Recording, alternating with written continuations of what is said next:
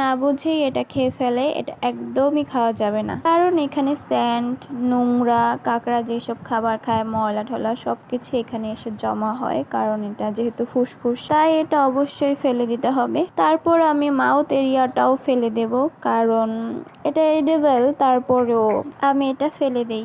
তারপর আমি এখানে এই ক্লটাকে এভাবে করে ছাড়িয়ে নিচ্ছি, এতে করে ভেতরে যে মাংসটা আছে সেখানে লবণটা ঢুকতে সুবিধা হবে। এখন আমি এই কাঁকড়াটাকে মাঝ বরাবর এভাবে করে দু হাত দিয়ে ধরে দুভাগ করে নেব।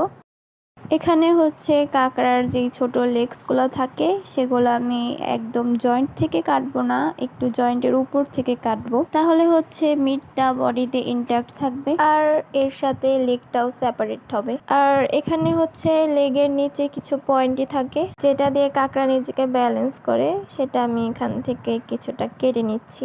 এটা হচ্ছে কাঁকড়ার